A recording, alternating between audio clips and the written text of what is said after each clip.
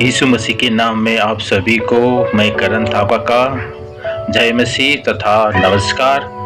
आप सब कुशल होंगे, मैं विश्वास करता हूं प्रभु आप सभी को कुशल रखे हैं। तो दोस्तों आइए आज का पवित्र वचन पवित्र पाठ शुरू करने जा रहे हैं। तो दोस्तों आज का पाठ शुरू करते हैं उत्पत्ति 35 अध्याय से। दोस्तों आइए शुरू करते हैं।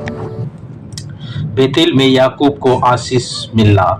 तब परमेश्वर ने याकूब से कहा, यहाँ से निकल कर बेतेल को जा और वहीं रह और वहाँ परमेश्वर के लिए वेदी बना, जिसने तुझे उस समय दर्शन दिया जब तू अपने भाई एसौ से डर के भाग जाता था। तब याकूब ने अपने घराने से और उन सब से भी जो उसके संग थे कहा, तुम्हारे बीच में जो पराये देवता है उन्हें निकाल फेंको और अपने अपने को शुद्ध करो और अपने वस्त्र बदल डालो और आओ हम यहाँ से निकल कर बेतेल को जाएं। वहाँ मैं परमेश्वर के लिए एक वेदी बनाऊंगा, जिसने संकट के दिन मेरी सुन ली और जिस मार्ग से मैं चलता था उसमें मेरे संग रहा।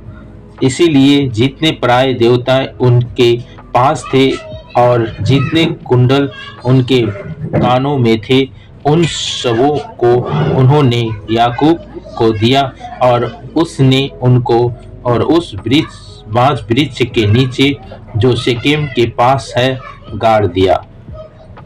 तब उन्होंने कूच किया और उनके चारों ओर के नगर निवासियों के मन में परमेश्वर की ओर से ऐसा भय समा गया कि उन्होंने याकूब के पुत्रों का पीछा न किया।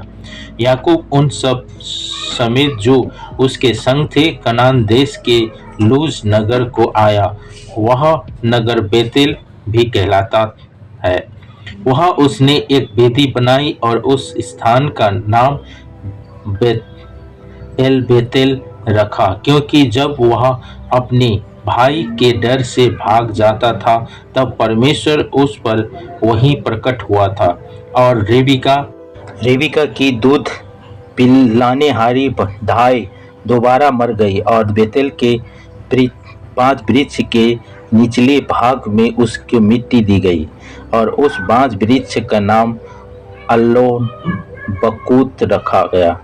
फिर याकूब ने पद्दनराम से आने के पश्चात परमेश्वर ने दूसरी बार उसको दर्शन देकर आशीष दी और परमेश्वर ने उससे कहा, अब तक तेरा नाम याकूब रहा और पर आगे को तेरा नाम याकूब न रहेगा, तू इज़राइल कहलाएगा। इस प्रकार उसने उसका नाम इज़राइल रखा। फिर परमेश्वर ने उससे कहा, मैं सर्वशक्तिमान परमेश्वर हूँ, तू फूले फले और बढ़े और तुझ से एक जाति वरन जातियों की एक मंडली भी उत्पन्न होगी और तेरे वंश को राजा उत्पन्न होंगे।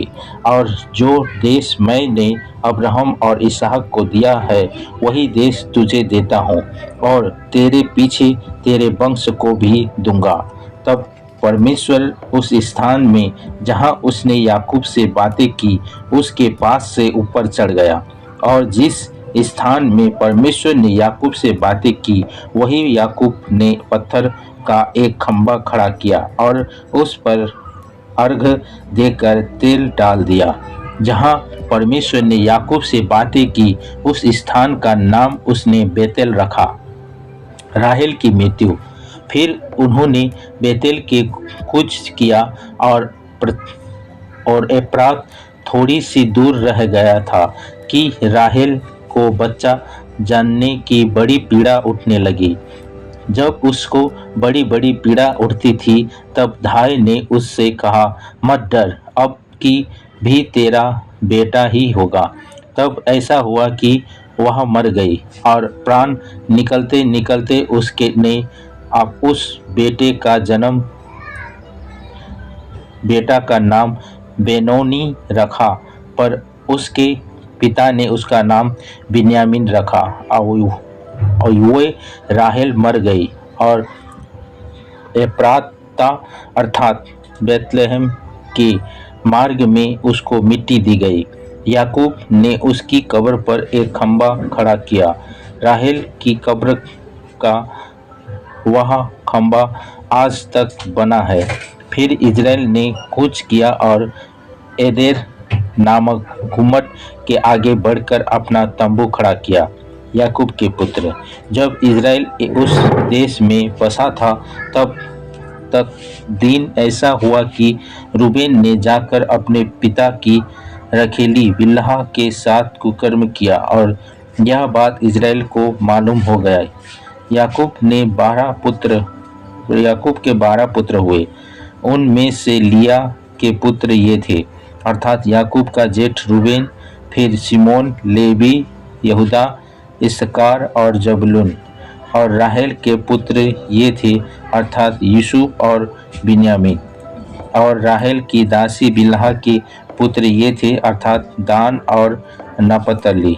और लिया की दासी जिल्पा के पुत्र ये थे, अर्थात गाद और आसेर।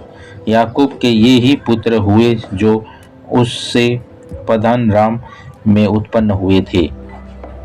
इसहाक की मृत्यु। याकूब मामरे में तो करियात अरबा अर्थात हेब्रोन है, जहां अब्राहम और इसहाक परदेसी होकर रहे थे, अपने पिता इसहाक के पास आया। इसहाक की आयु 180 बरस की हुई और इसहाक का प्राण छूट गया और वह मर गया और वह बूढ़ा और पूरी आयु का होकर अपने लोगों में जा मिला। और उसके पुत्र एसौ और याकूब ने उसको मिट्टी दी। एसौ की वंशवाली। 36 अध्याय। एसौ जो एदोम भी कहलाता है, उसकी यह वंशवाली है। एसौ ने तो कनानी लड़कियां ब्याह ली, अर्थात हित्ती एलोन की बेटी आदा को और ओहोलीबामा को जो आना की बेटी और हिब्बी सिबोन की नातिनी थी। फिर उसने इस्माइल की बेटी बसमत को भी, जो नबयोत की बहन थी, ब्याह लिया। आदा ने एसौ के द्वारा एलीपज और बसमत ने रूबेल को जन्म दिया और ओहोलीबाम ने यूस को यलाम और कोरह को उत्पन्न किया। एसौ के ये ही पुत्र कनान देश में उत्पन्न हुए। तब एसौ अपनी पत्नी और बेटे बेटियां और घर के सब प्राणियों और अपनी भेड़ बकरियां और गाय बैल आदि सब पशुओं निदान अपनी सारी संपत्ति को जो उसने कनान देश में सचित की थी लेकर अपने भाई याकूब के पास से दूसरे देश में चला गया, क्योंकि उनकी संपत्ति इतनी हो गई थी कि वो इकट्ठे न रह सके और पशुओं की बहुताई के कारण उस देश में जहाँ वो परदेसी होकर रहते थे वे समा न सके। एसौ जो एदोम भी कहलाता है, सेईर नामक पहाड़ी देश में रहने लगा। सेईर नामक पहाड़ी देश में रहने वाला एदोमियों के मूल पुरुष एसौ ही। एसौ की वंशवाली यह है। एसौ के पुत्र के नाम ये है, अर्थात एसौ की पत्नी आदा का पुत्र एलीपज और उसकी एसौ की पत्नी बसमता का पुत्र रूएल। और एलीपज के ये पुत्र हुए, अर्थात तेमान, ओमार, सपो, गताम और कनज। एसौ के पुत्र एलीपज के तिम्ना नामक एक रखेल थी, जिसने एलीपज के द्वारा अमलेक को जन्म दिया। एसौ की पत्नी आदा के वंश में ये ही हुए। रूएल के ये पुत्र हुए, अर्थात नहात, जेरह, सम्मा और मिज्जा। एसौ की पत्नी बसमता के वंशज में ये ही हुए। ओहोलीबाम जो एसौ की पत्नी और सिबोन की नातिनी और अनाक की बेटी थी, उसके ये पुत्र हुए, अर्थात उसने एसौ के द्वारा यूस, यलाम और कोरह को जन्म दिया। एसौ वंशियों के अधिपति ये हुए, अर्थात एसौ के ज्येष्ठ एलीपज के वंश में से तेमान अधिपति, ओमार अधिपति और सपो अधिपति, कनाज अधिपति, कोरह अधिपति, गताम अधिपति, अमलेक अधिपति। एलीपज वंशियों में से एदोम देश में ये ही अधिपति हुए और ये ही आदा के वंश में हुए। एसौ के पुत्र रूएल के वंश में ये हुए, अर्थात नहत अधिपति, जेहर अधिपति, सम्मा अधिपति, मिज्जा अधिपति। रूएल वंशियों में से एदोम देश में से यही अधिपति हुए और ये ही एसौ की पत्नी बसमता के वंश में हुए।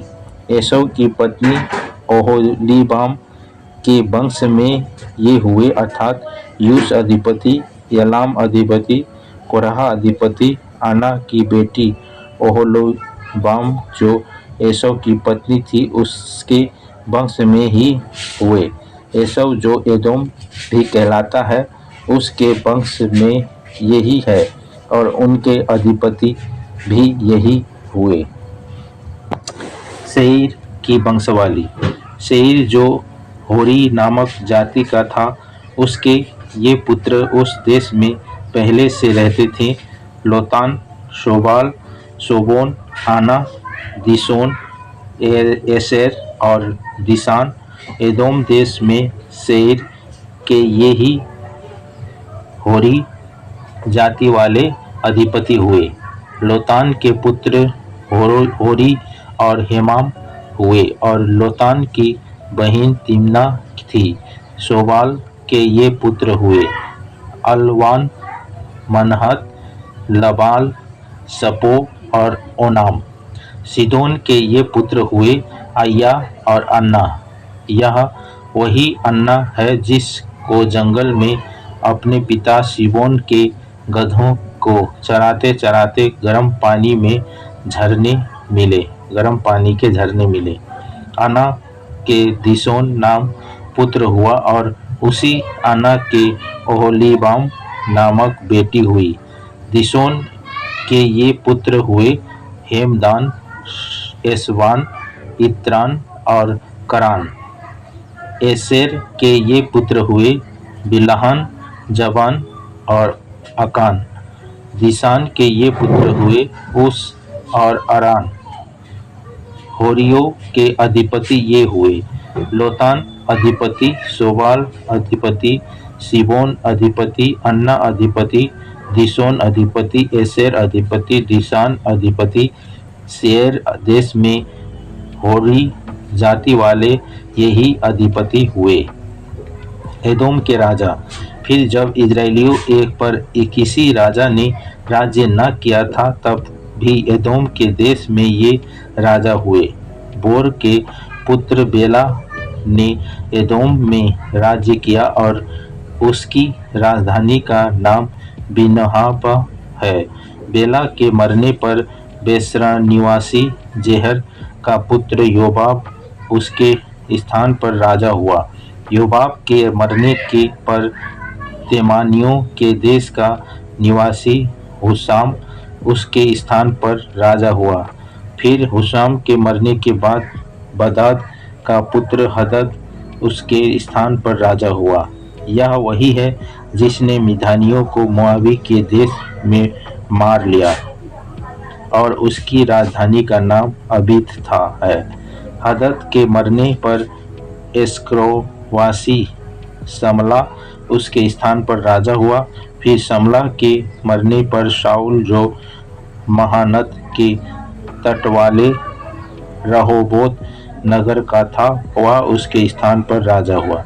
शाऊल के मरने पर अकबोर का पुत्र सलहानान उसके स्थान पर राजा हुआ। अकबोर के पुत्र बलिहाना ने के मरने पर हदर उसके स्थान पर राजा हुआ और उसकी राजधानी का नाम पाऊ है और उसकी पत्नी का नाम महतबेल है जो मेजाहाब की नातिनी और मत्रेद की बेटी थी। एसौ वंशियों के अधिपतियों के कुलों और स्थानों के अनुसार उनके नाम ये है: तिम्ना अधिपति, अल्बा अधिपति, एतेत अधिपति, ओहोलीबाम अधिपति, एला अधिपति, पितनोन अधिपति, कनाज अधिपति, तेमान अधिपति, तेबसार अधिपति, मगदीएल अधिपति, इराम अधिपति। एदोम वंशियों ने जो देश अपना कर लिया था, उसके निवासियों में उनके ये ही अधिपति हुए। एदोमी जाति का मूल पुरुष एसौ है। 37 अध्याय। यूसुफ और उसके भाई।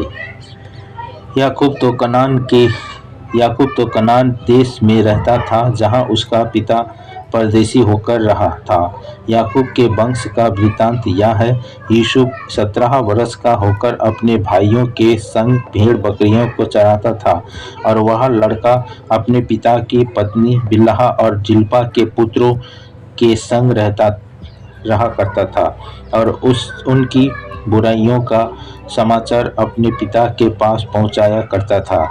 इज़राइल अपने सब पुत्रों से बढ़ के यूसुफ से प्रीति रखता था, क्योंकि वह उसके बुढ़ापे का पुत्र था, और उसने उसके लिए एक रंग बिरंगा अगरखा बनवाया। परंतु जब उसके भाइयों ने देखा कि हमारा पिता हम सब भाइयों से अधिक उसी से प्रीति रखता है, तब वे उससे बैर करने लगे और उसके साथ ठीक से बात भी नहीं करते थे। यूसुफ ने एक स्वप्न देखा और अपने भाइयों से उसका वर्णन किया। तब वे उससे और भी दृष्टि रख करने लगे। उसने उससे कहा, जो स्वप्न मैंने देखा है उसे सुनो।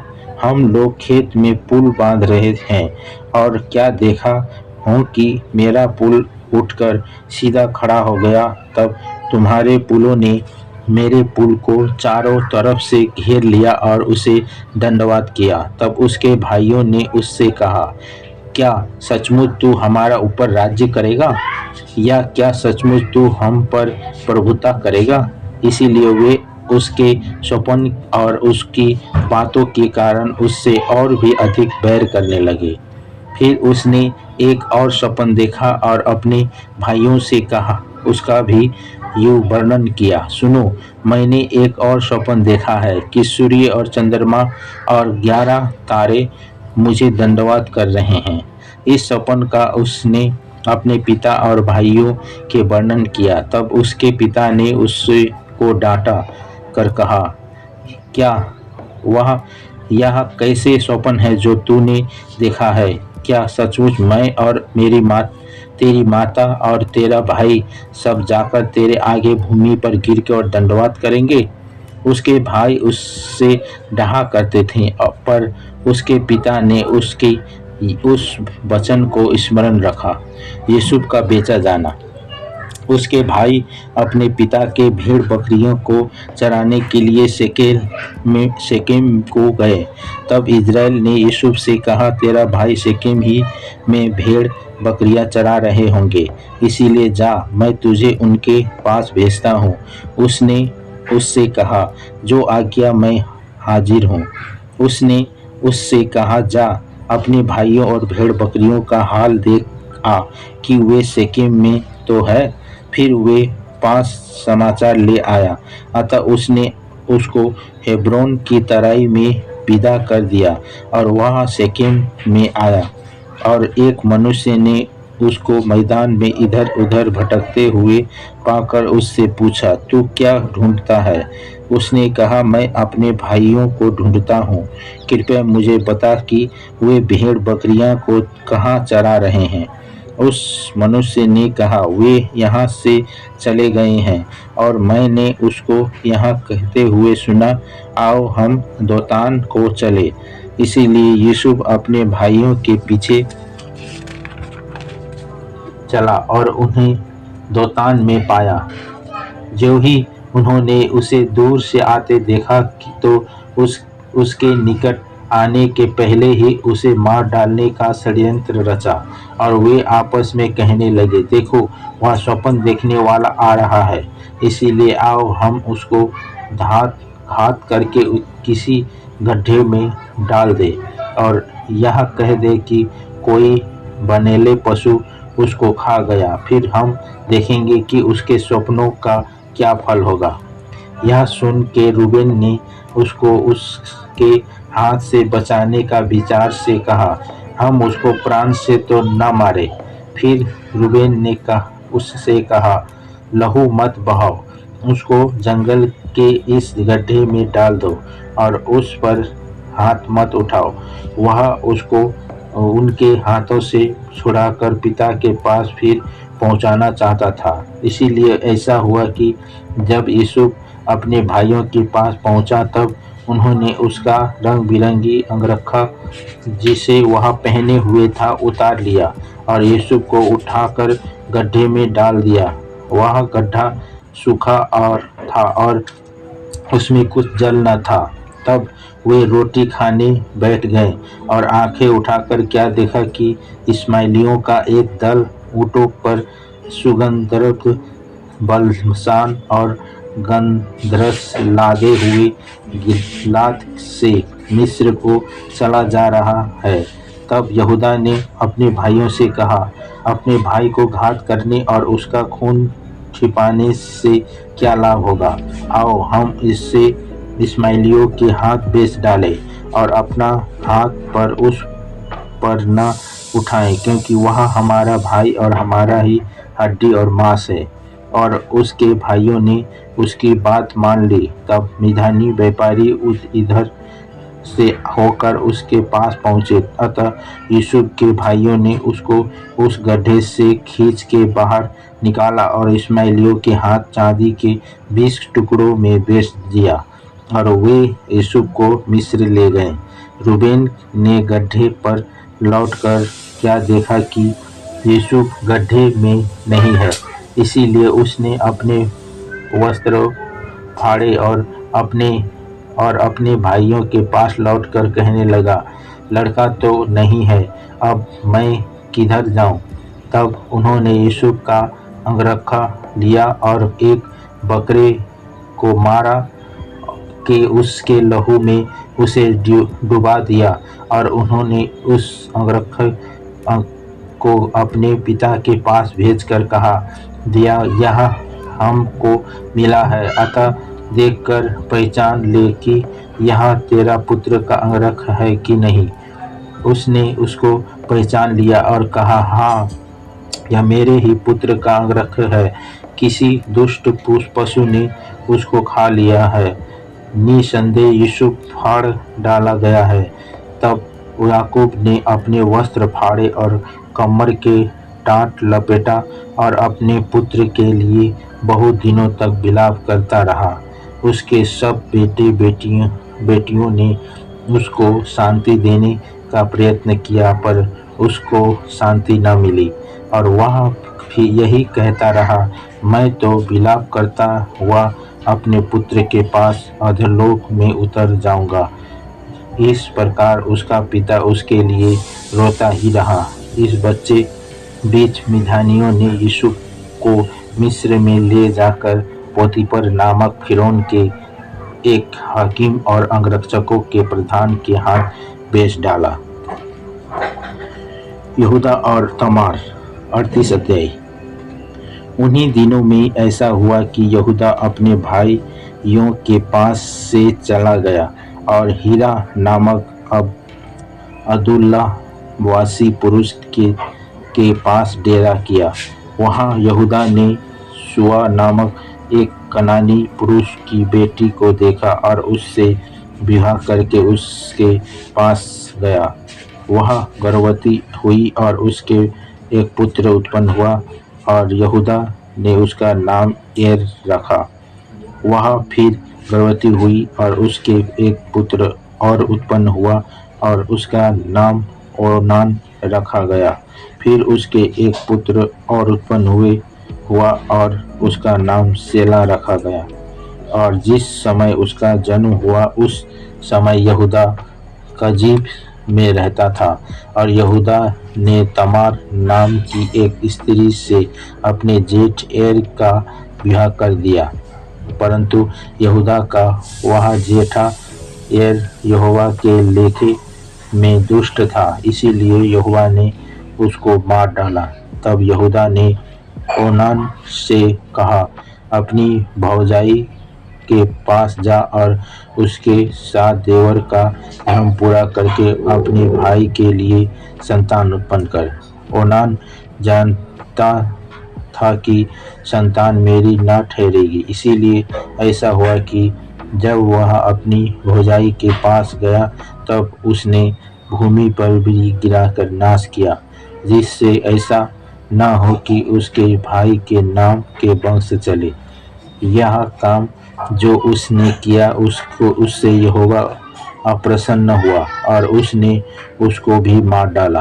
तब यहूदा ने उस डर के मारे कि कहीं ऐसा न हो कि और अपने भाइयों के समान शेला भी मरे, अपनी बहू तमार से कहा, जब तक मेरी पुत्र शेला सियाना न हो जाए तब तक अपने पिता के घर में विधवा ही बैठा रह। इसीलिए तमार अपने पिता के घर में जाकर रहने लगी।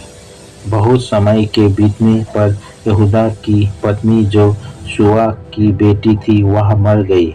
फिर यहूदा शोक के दिन बीतने पर अपने मित्र हीरा अब्दुल्लामा वासी समेत अपनी भेड़ बकरियां का उन कतरने वाले के पास तिम्नात हो गया।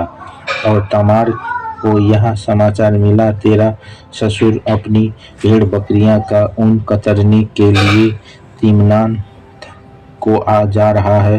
तब उसने यह सोचकर कि शेला सियाना तो हो गया पर मैं उसकी स्त्री नहीं होने पाई, अपना विधवापन का पहराव उतारा और घूंघट डालकर अपने को ढांप लिया और एनेम नगर के फाटक के पास जो तिम्नात के मार्ग में है जा बैठी। जब यहूदा ने उसको देखा उसने उसको वेश्या समझा, क्योंकि वह अपना मुंह ढपे हुए थी।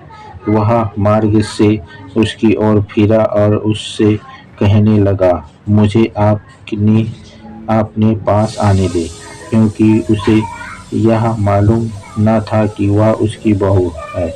उसने कहा, यदि मैं तुझे अपने पास आने दूं तो तू मुझे क्या देगा? उसने कहा, मैं अपनी बकरियों में से बकरी का एक बच्चा तेरे पास भेज दूंगा। तब उसने कहा, भला उसके भेजने तक क्या तू हमारे पास कुछ रहन रखा जाएगा? उसने पूछा, मैं तेरे पास क्या रहन रखो जाऊं? उसने कहा, अपनी मोहर और बाजूबंद और अपनी हाथ की छड़ी। तब उसने उसको वे वस्तुएं दे दी और उसके पास गया और वह उससे गर्भवती हुई। तब वह उठकर चली गई और अपना घूंघट उतार के अपना विधवापन का पहराव फिर पहन लिया। तब यहूदा ने बकरी का एक बच्चा अपने मित्र उस अब्दुलवासी के साथ हाथ भेज दिया कि वह रहन रखी हुई वस्तुएं उस स्त्री के साथ से छुड़ा ले आए, पर वह स्त्री उसको न मिली। तब उसने वहाँ के लोगों से पूछा, वह देवदासी जो एनेम में मार्ग की एक ओर बैठी थी कहाँ है? उन्होंने कहा, यहाँ तो कोई देवदासी न थी। इसीलिए उसने यहूदा के पास लौट के कहा, मुझे वह नहीं मिली। और उस स्थान के लोगों ने कहा, यहाँ तो कोई देवदासी नहीं थी। तब यहूदा ने कहा, अच्छा, वह बंधक उसी के पास रहने दे, नहीं तो हम लोग तुझसे गिने जाएंगे। दुख, मैंने बकरी वहाँ या बच्चे भेज दिया था, पर वह मुझे नहीं मिली। लगभग 3 महीने के बाद यहूदा को यह समाचार मिला, तेरी बहू तमार ने व्यभिचार किया है, वरन वह व्यभिचार से गर्भवती भी हो गई है। तब यहूदा ने कहा, उसको बाहर ले आओ कि वह जलाई जाए। जब उसे बाहर निकाला जा रहा था, तब उसने अपने ससुर के पास यह कहला भेजा, जिस पुरुष की ये वस्तुएं हैं उसी से मैं गर्भवती हूँ। फिर उसने यह भी कहलाया, पहचान तो सही यह कि यह मुहार और यह बाजूबंद और यह छड़ी किसकी है। यहूदा ने उसने पहचान कर कहा, वह तो मुझसे कम दोषी है, क्योंकि मैंने उसका अपने पुत्र शेला से विवाह करना किया और उसने उससे फिर कभी प्रसन्न न किया। जब उसके जानने पर समय आया, तब यह जान पड़ा कि उसके गर्भ में जुड़े बच्चे हैं। और जब वह जानने लगी, तब एक बालक का हाथ बाहर आया और धाई ने लाल सूत लेकर उसके हाथ में यह कहते हुए बांध दिया, पहले यही उत्पन्न हुआ।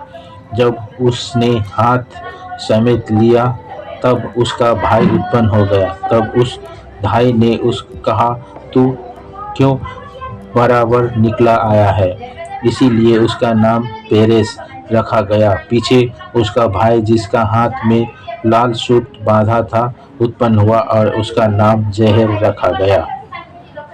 तो दोस्तों, आज के लिए इतना ही। हमने 38 अध्याय तक पूरा पढ़ चुका हूँ, 38 अध्याय पूरा पढ़ चुके हैं दोस्तों। तो आज का वचन हम यहीं पर रखना चाहते हैं। आज की वचन बाइबल पाठ यहीं रखना चाहते हैं। आप अवश्य इसे अच्छी तरह से सुनने के लिए आपको धन्यवाद देता हूं। साथ ही आपसे मैं यही कहना चाहता हूं फिर से कि ज़्यादा से ज़्यादा लोगों के बीच में शेयर कीजिए और इस वचन को लाइक कीजिए और सब्सक्राइब कीजिए, बेल आइकन दबाइए, ताकि आने वाले समय में हर पाठ आपके सामने जल्दी से जल्दी पहुंच सके। तो दोस्तों, इस वचन के लिए जो आप लोगों ने सहभागी हुआ उसके लिए धन्यवाद देते हुए सभी को यीशु मसीह के नाम में जय मसीह तथा अभिवादन। और साथ में परमेश्वर आप सभी को इस वचन द्वारा बहुतायत से आशीष दे। God bless you.